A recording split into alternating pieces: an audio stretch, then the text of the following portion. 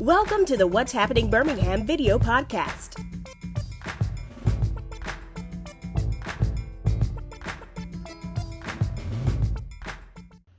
Hello everyone, this is Charles Scott with What's Happening Birmingham. Today I have the honor and pleasure and distinct honor, Mayor James Stewart of the city of Irondale. Mayor, thank you for coming on the podcast. Jarvis, thank you for giving me the opportunity to be a part of the podcast. Great. One thing I always like to do, I know the title says What's Happening in Birmingham, but I feel like things around Birmingham is just as important. So I always like to get out to the local cities around us and see the great things that all the mayors are doing. And the last couple of months, I would say almost last year since you've been elected in August 2020. Yes, I was elected in August 26th of 2020. Okay, this man has been busy, and he's been very busy for the city of Irondale. So, Mayor, before we start, can you just do a quick bio real quick? Well, I'm James Douglas Stewart Jr., and I've been serving in the city of Irondale for over the last 22 years. I served on our Commercial Development Authority for 6 years. I was the city clerk for 8 years, and I served on the city council for approximately 6 years. So I would say that all the time that I had to put in different level of government, it gave me the opportunity when I was elevated to the seat of mayor to really know how to be able to run a municipality. Okay, so you came in August 2020 with years of experience. You was elected in the midst of continuing, I like to call it continuing pandemic, some people call it endemic. What were some of we're going to get to goals and objectives, but what were some of the challenges you kind of feel you faced from day one coming in office? Well, I think because I was already here, all right, it made it extremely easy for me to be able to make the transfer. Okay. The joke that I tell people all the time is that I only moved over 30 feet. Okay. Because I was across the hall. Being the city clerk, you play an integral part in a municipality. You get a chance to be able to do everything from the revenue side to the administrative side to council meeting, resolutions, ordinance, minutes, risk management. I mean, you get a chance to be able to do a little bit of everything. So I would say that education that I received being in the city clerk seat prepared me to be able to hang out in the mayor's seat, and that it was a pretty easy transition because when I ran for office, I also had a platform when I came into office. So I knew exactly what I was going to try to execute when I entered into the seat. Okay, so far I'm going to speak it, like I say, manifest my worldwide audience. Can you tell people where Irondale is located around Metro Birmingham? Irondale is located on the eastern side of, I would say, Jefferson County, outside of Birmingham. If you are leaving Birmingham and you're headed to Atlanta, as soon as you leave outside the city limits of Birmingham, you're now in the great city of Irondale, Alabama. And one thing I always say about Irondale too is like certain parts you drive, whether it's down like Highway 78 or Highway 11, 1 minute you're in another city, the next minute you're in Irondale. It's very wide and spaced out. Yes, we have about 16 square miles that make up the city of Irondale. And there are certain areas, like if you're on Ruffiner Road, you may be in Irondale, unincorporated Jefferson County, Trustville, and Birmingham. You kind of zigzag out of all of those different jurisdictions until you get to Highway 11, which then puts you in a portion of Birmingham, a portion of Irondale, and then you enter into Trustville. So on the outskirts in some areas, it is very broken between other municipalities, but the central part and the hard part, the heart of Irondale is when you get off of 20 headed to Atlanta. Okay, I guess the census came out. What's the current population? The current population in the city of Irondale is 13,497 individuals. Oh, wow. So let's get to the goals and objectives. What were some of your 1, 2, 3, 4 objectives once you came in office? Well, when I ran for office, I ran based on what was called the E-Plan. Okay. It's based on 5 E's. And those E's were economic development, ecotourism, the environment, employee empowerment, and I can always never forget the other one, but it's education. Okay. Those were the 5 E's that I ran on, and when I came into office, I made sure that I had developed a roadmap or a blueprint that addressed each one of those E's. So we began to go after those things to make sure that we stayed within the boundaries that we said that we were running on.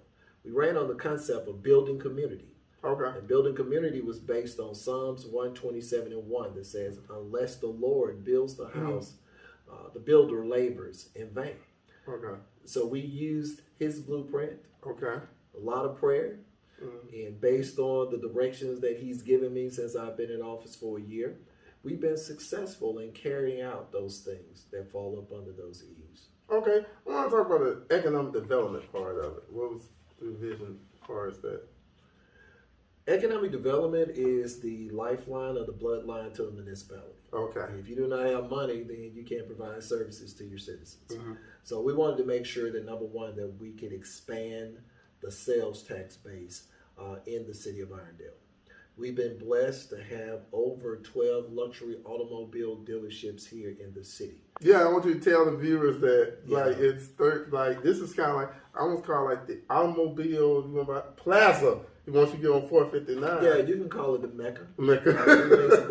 The Mecca, because you can't buy a luxury automobile in this area if you don't come to the city of Irondale. And then you see that Mercedes-Benz. We got Mercedes-Benz.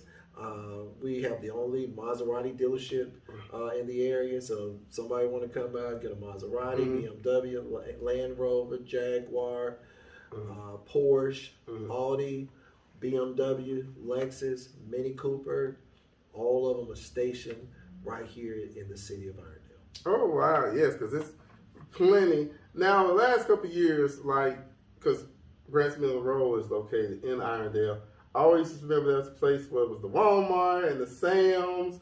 What have you all done? What's your vision for kind of revitalizing that area? Well, right now, the Grantsville Station, the oldest shopping center in the city of Irondale, well, I won't say the oldest, but it was the biggest.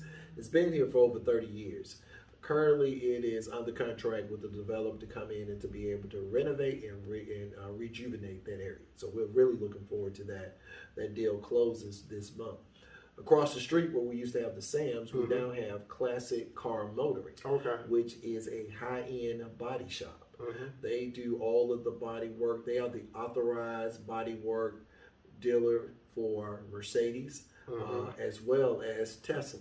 Okay. So we are blessed to have the synergy of not only do we have the cars, but we also have the body shop here to be able to do the work at the same time. Oh, wow. So you spoke about education. What do you mean? Education is very important to any community. Whenever people want to move into a community, they want to know what kind of educational system that you have. Although we do not have the city of Irondale schools, we do have Jefferson County schools in the area. And what we try to do is to partner with the schools to be able to make their financial plight a little bit lighter. So my first year in office, we invested $100,000 in the 4 schools, with Shades Valley getting the most, with the IB school, which got around $43,000 or $44,000. The way that we appropriate the money is based on the student count at the school. So we try to make sure that we are equitable and just when we give the donation. So we try to make sure that we divide it up in a good way. This year, we increased it to $150,000 that we're going to invest in those schools. And we set aside $50,000 to go into pre-K and career tech, because the state of Alabama has one of the top pre-K programs in the nation. So if you can educate them while they're young, it will help them when they get to the 8th grade, hopefully to be able to identify what they want to be in life. So that's what we're trying to do here. We're just partnering with Jefferson County. We try to fill in the gap. We do a lot of in-kind services for the schools here. We maintain the track that they have there at the school system to be able to allow them to be able to save those funds. We work with Grantswood, Shades Valley High School. Our public works department is fantastic. So we work with them in conjunction to be able to do things on an in-kind service basis that we can do to allow them to be able to take those funds and redirect them and put them into the classroom or put them into a vocational program to further help the students that attend those schools. All right, I remember the last thing you said was employee. Is that one of your last Employee empowerment. Empowerment, okay. We're part of the Jefferson County Personnel Board system. My goal is to be able to get our employees' salary within the top 4 of all the municipalities that make up Jefferson County. If you pay people well, you treat them well, they have the tendency to be able to stay.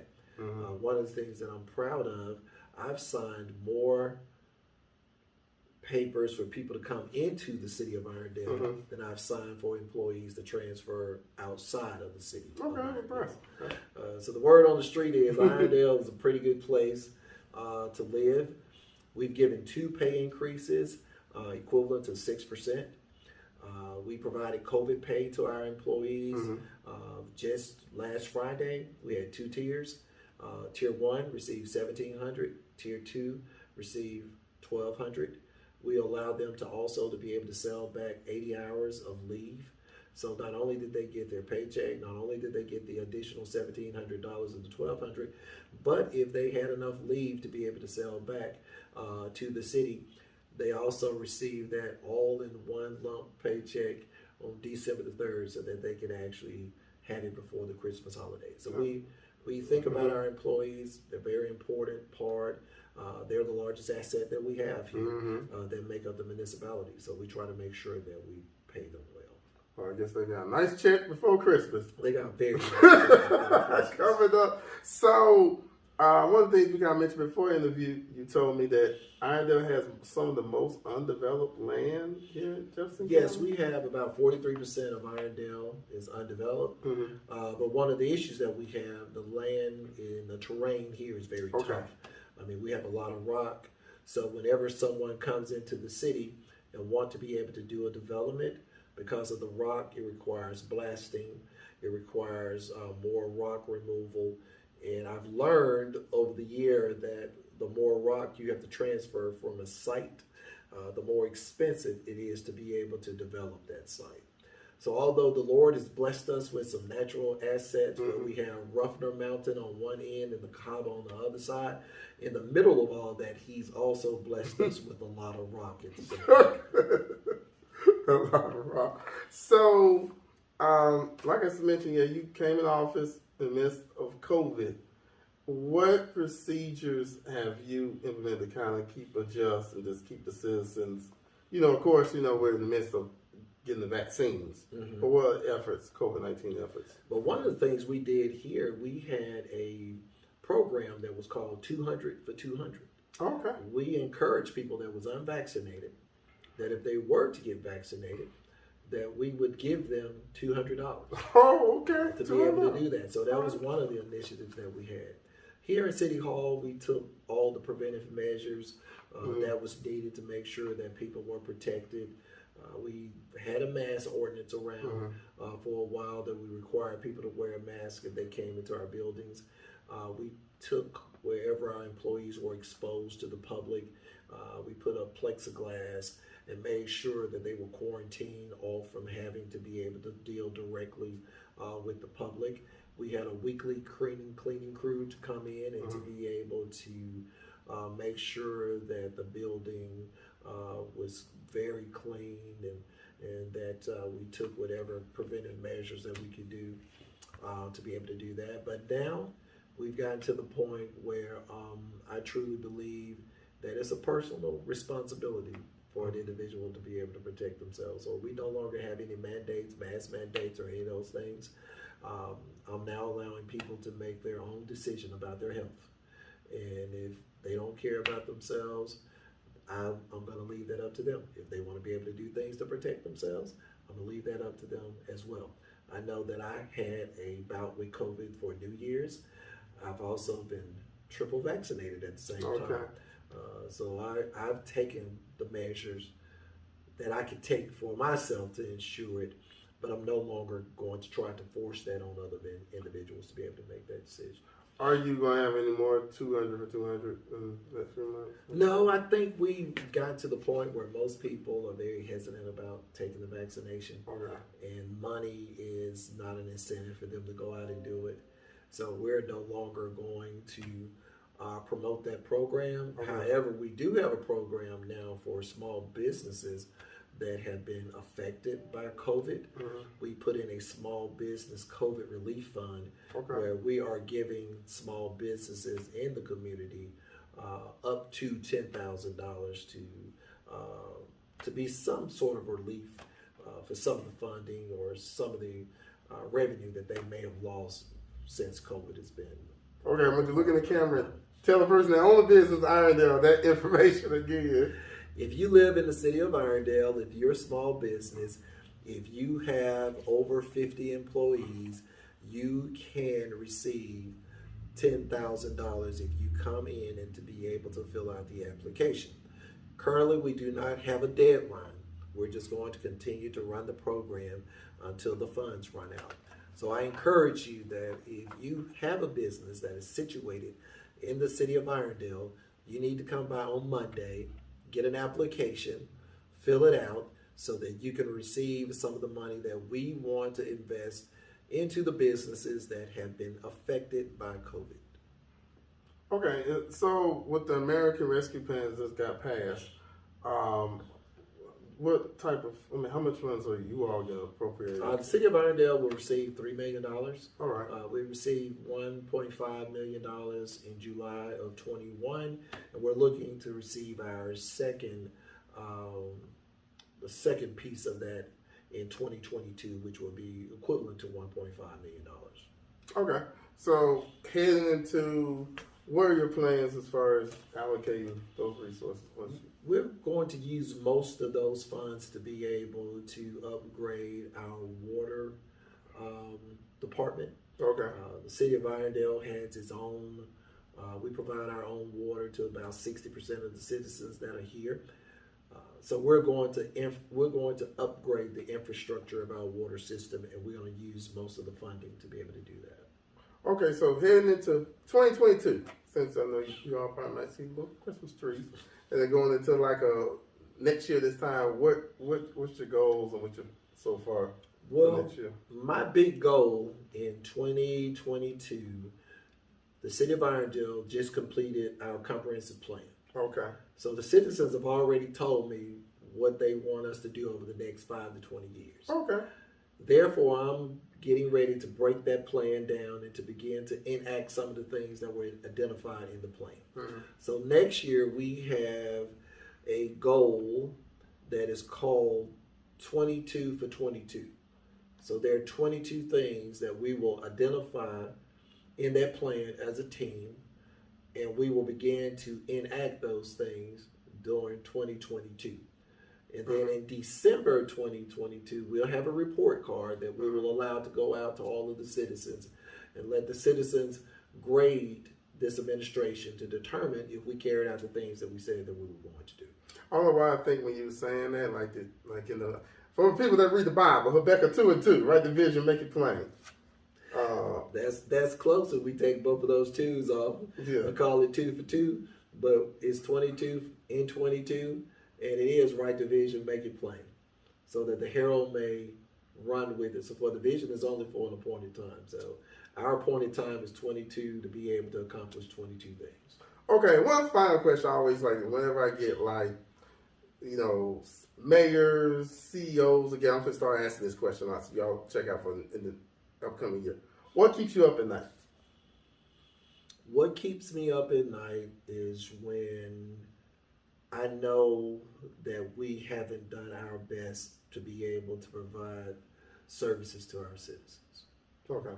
So that's because I have this saying that I come to City Hall every day to make their today better than their yesterday.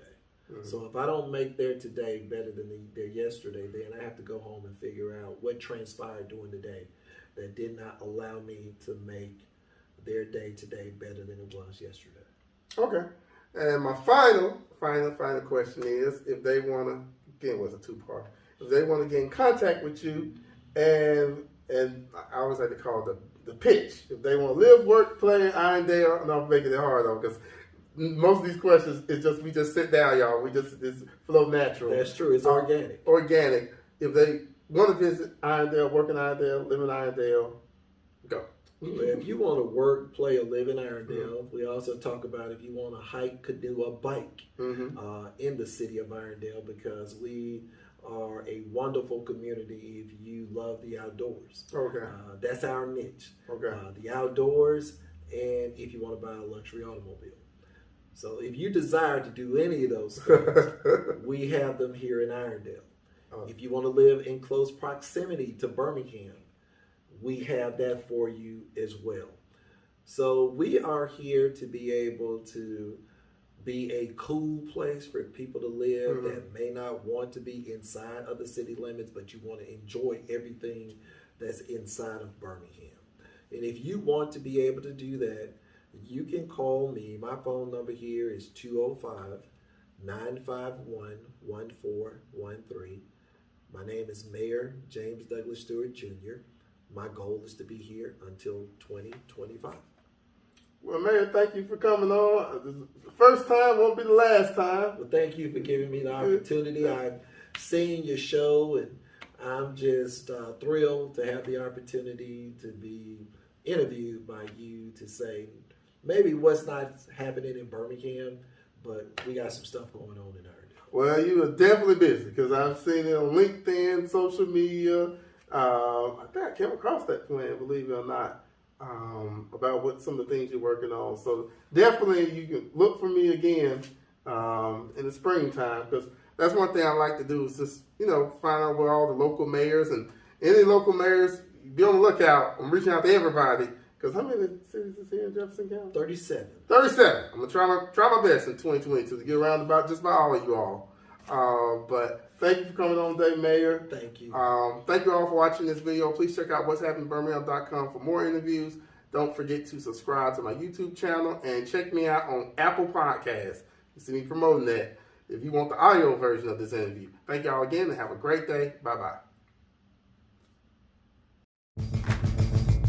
Thank you for watching the What's Happening Birmingham video podcast. Please check out our website, app, or subscribe to our YouTube channel for the latest videos today.